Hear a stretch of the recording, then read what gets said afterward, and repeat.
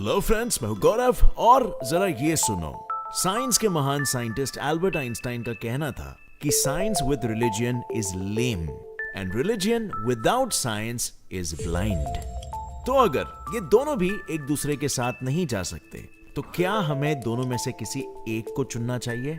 अगर हाँ तो वो क्या होगा? जरा रुको, कोई भी साइड चुनने से पहले जरा ये भी सुन लो। हर साल नेपाल में होने वाले गढ़ीमाई फेस्टिवल में करीब 2,50,000 से भी ज्यादा जानवरों की बलि चढ़ाई जाती है। लेकिन साइंस के क्लिनिकल ट्रायल्स में भी तो हर रोज कई सारे जानवरों को मार दिया जाता है या फिर अपाहिज बना दिया जाता है। सो अगर दोनों खूनी है तो इनमें से सही कौन है और गलत कौन? और सही और गलत से ये याद आया कि नासा के साइंटिस्ट का ये कहना है कि यूनिवर्स का जन्म एक बड़े एक्सप्लोजन की वजह से हुआ था, लेकिन हिंदुइज्म ये कहता है कि ब्रह्मांड का जन्म भगवान ब्रह्मा जी ने एक कमल की रचना से किया था। तो इन दोनों में से कौन है जो प्रूफ्स के आधार पर दावा कर रहा है और कौन महज मान्यता के आधार पर? हम ये तो जानते हैं कि दोनों भी इंपॉर्टेंट है, लेकिन कौन सा साइड ज्यादा इंपॉर्टेंट है? आज हम दोनों को हेड ऑन हेड फेस कराएंगे और सारे सवालों का जवाब ढूंढ के निकालेंगे in our this video titled science versus religion, universe की किलकारी। हिंदुइज्म में लिखे हुए श्रीमद् भगवद गीता और वेदों के अनुसार हम अभी ब्रह्मा जी के 51st वर्ष के पहले दिन में जी रहे हैं।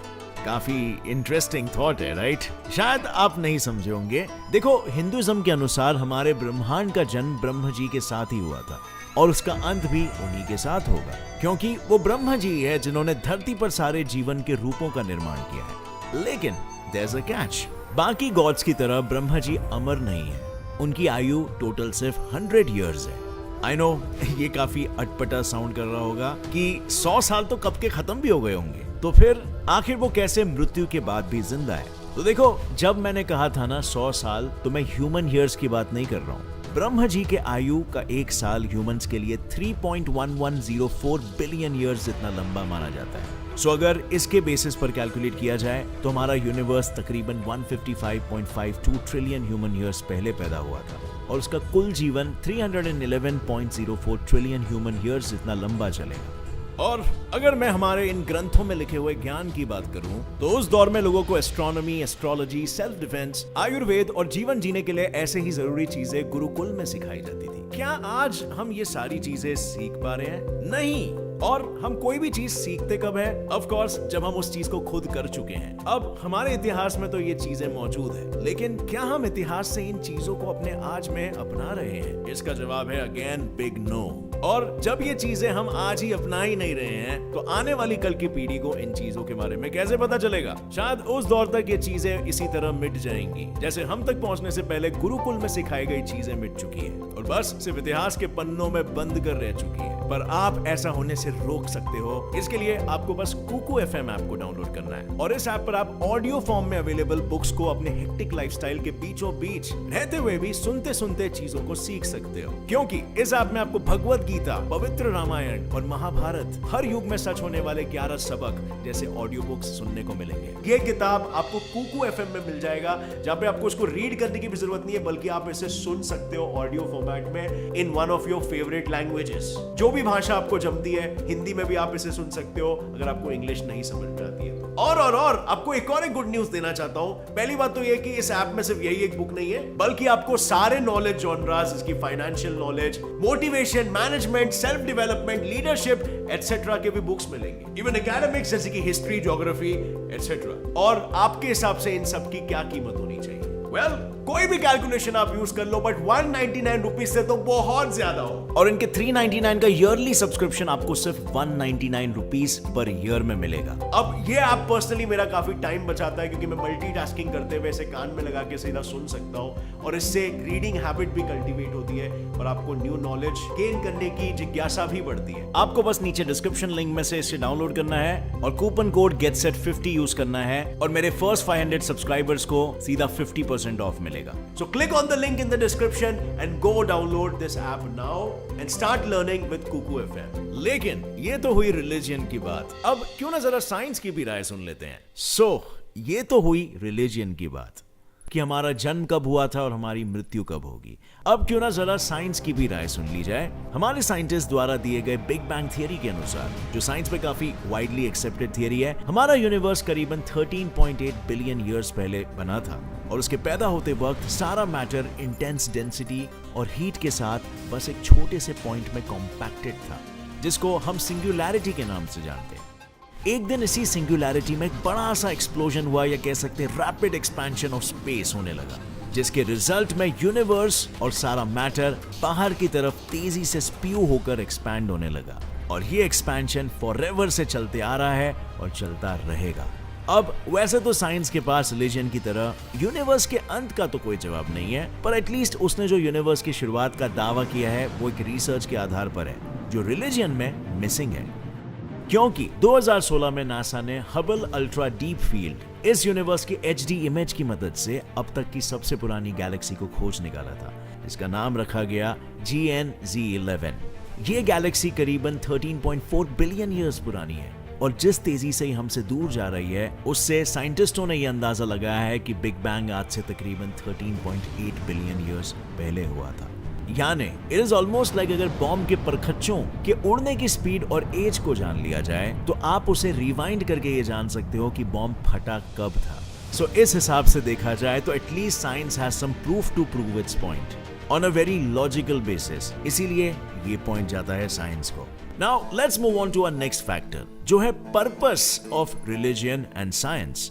आज से 3 लाख साल पहले हमारे पूर्वज यानी कि होमो सेपियंस और निएंडरथाल्स अपने लोगों के मृत शरीर को पारंपरिक तरीकों से दफनाया करते थे, जिसका मतलब है उस टाइम पर भी धार्मिक विचार मौजूद थे। पर फिर वहां जो सवाल उठता है वो ये है कि आखिर रिलीजन पैदा कैसे हुआ और आखिर क्यों।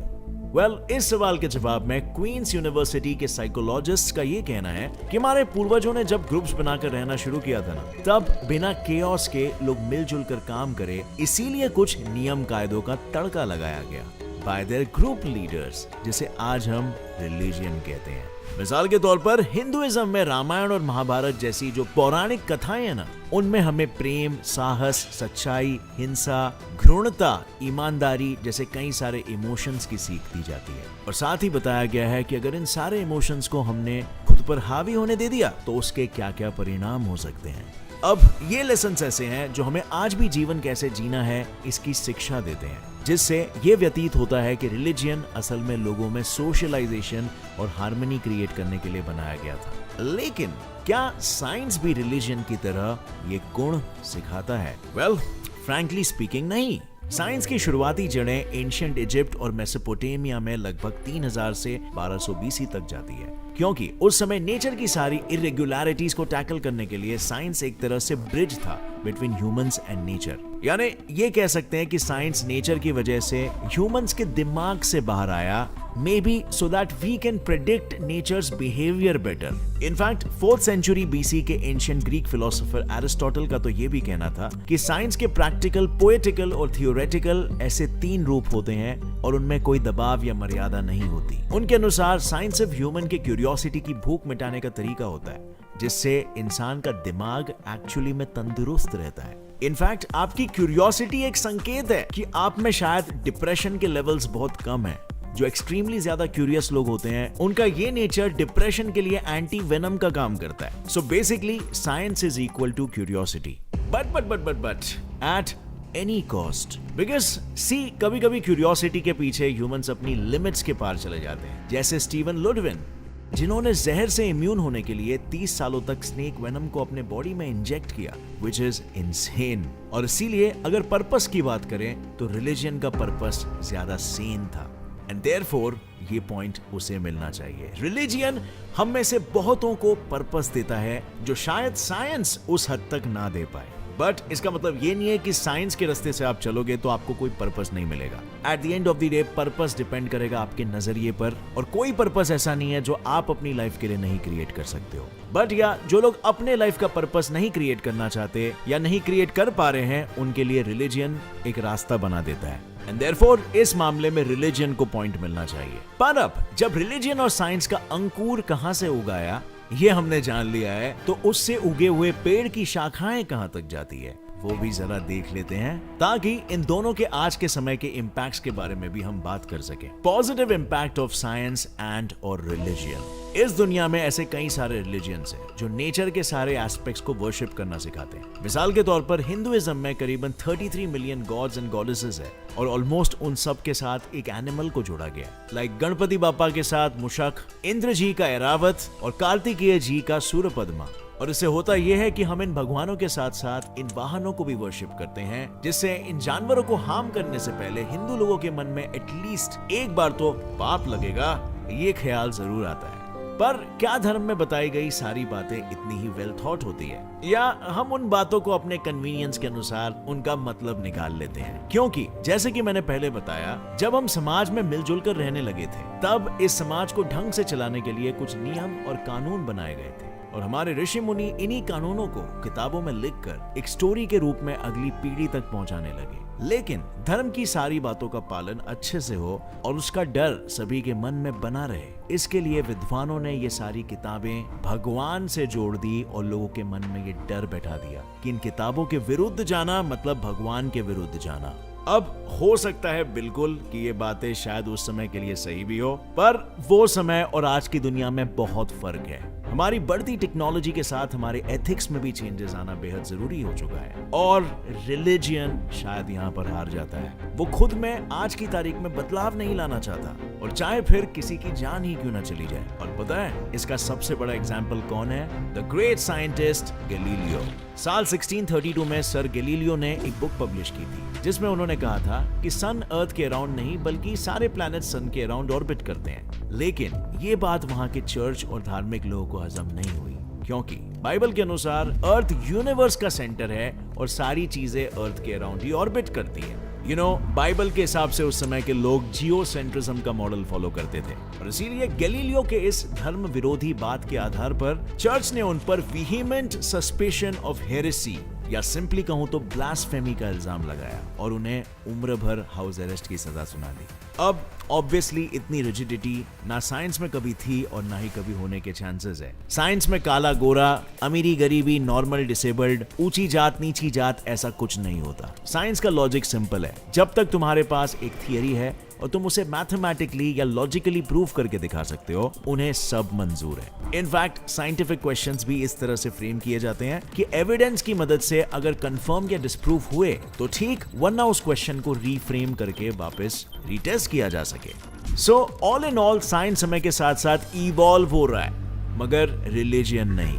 और इसीलिए भाई लोग ये पॉइंट जाता है साइंस के नाम, क्योंकि साइंस एक्सपेरिमेंट्स, रिसर्च, इनोवेशन और इन्वेंशंस के आधार पर अपनी किताबों का सिलेबस इन्वॉल्व करता है, मगर रिलीजन वही सिलेबस सदियों से पढ़ाते आ रहा है। और ऐसे में आपका नॉलेज आउटडेटेड होने की वजह से जिंदगी आपका काट न दे। अरे कहना क्या चाहते हो? किताबें सर, बुक्स। जैसे इंटरव्यू की तैयारी आप आउटडेटेड सिलेबस पढ़ के करोगे तो ऑब्वियसली इंटरव्यू में आप फेल हो जाओगे। पर क्या साइंस की दुनिया हमेशा ही इतनी रोशन रहती है? वेल, सच कहूं तो नहीं। साइंस की किताबों में भी कुछ काले पन्ने मौजूद है। साइंस अपने एक्सपेरिमेंट्स को प्रूव करने के लिए बहुत सारे ट्रायल्स करता है, जिनमें हर साल 100 मिलियन से भी ज्यादा जानवर जैसे mouse, frogs, dogs, cats, rabbits, गिनी pigs, monkeys, fishes, birds etcetera, ये सब भी शामिल है, जो बायोलॉजी लेसन्स और मेडिकल ट्रेनिंग के लिए मार दिए जाते हैं। तो क्या ये रिलीजन्स में होने वाली बलि की तरह ही नहीं है, जिसमें हम अपने फायदे के लिए किसी बेजुबान जानवर को मार देते हैं? यहाँ पर रिलीजन और साइंस दोनों ही एक नाव में सवार है, क्योंकि अकेले नेपाल में हर 5 साल में एक बार गढ़ीमाई फेस्टिवल बनाया जाता है, जिसमें करीबन 2.5 लाख से ज्यादा एनिमल्स की बलि चढ़ा दी जाती है, जो आप 2009 के इस आर्टिकल में देख सकते हो। And let me tell you, ये सिर्फ इकलौता ऐसा फेस्टिवल या रिचुअल नहीं है। दुनिया में ऐसे कई सारे मान्यताएं हैं जिनमें मासूम जानवरों की बलि चढ़ा दी जाती है। और अगर आपको शेयर नंबर्स जानने हैं तो यस, साइंस ने ज्यादा जानवरों की जान ली है या उन्हें अपाहिज बनाया है, और इसीलिए ये पॉइंट जाता है रिलीजन को। But wait, isn't that a time? यहाँ रिलीजन ने भी 2 पॉइंट स्कोर किए और साइंस ने भी, तो आखिर जीता कौन भाई? तो देखो यार, रिलीजन में जो बलि चढ़ाई दी जाती है ना, वो प्रॉस्पेरिटी या कोई मन्नत जैसी चीज के लिए चढ़ा दी जाती है, जिसका वैसे कोई पर्पस ही नहीं है। पर वहीं पर अगर क्लिनिकल ट्रायल्स में एक जानवर की जान जाती है तो उससे हजारों जानें बचाने का तरीका हमें पता चलता है। सो इस पॉइंट ऑफ व्यू से देखा जाए तो साइंस में even the cruelty is meant for a positive purpose. But हाँ, ये भी शायद गलत है। हमारे फायदे के लिए किसी की जान लेना गलत है। हमें कोई ऐसा रास्ता निकालना होगा जिससे जान भी न जाए और ट्रायल भी हो पाए। और आजकल साइंटिफिक कम्युनिटी इसी सोच में जुटी हुई है। और इसीलिए फ्रेंड्स, आखिर में मैं बस इतना ही बोलूंगा कि साइंस और रिलीजियन वैसे तो हमारे जीवन के दो पहलू हैं, जिनमें हमें अलग अलग नजरिए से देखना पड़ता है। बस साइंस की तरह रिलीजियन भी समय के साथ इवॉल्व होने लगे तो उसकी भी जो खामियां हैं उनको भी मिटाया जा सकता है। खैर, आपका इस पर क्या ख्याल है? लिखिए अपनी राय नीचे कमेंट सेक्शन में। और अगर इस वीडियो से आपको कुछ भी नया सीखने मिला तो एक लाइक जरूर ठोकना। Get set fly science channel को भी सब्सक्राइब कर लो और बेल नोटिफिकेशन दबाओ ताकि आगे आने वाली हमारी कोई भी वीडियो की अपडेट आप मिस ना कर सको। और आप फ्रेंड्स, जाने से पहले कुकू एफएम ऐप डाउनलोड करना मत भूलना। Use the coupon code GetSet50 to avail the yearly subscription for just ₹199। With that said friends, as always, stay curious, keep learning and keep growing. Jai Hind!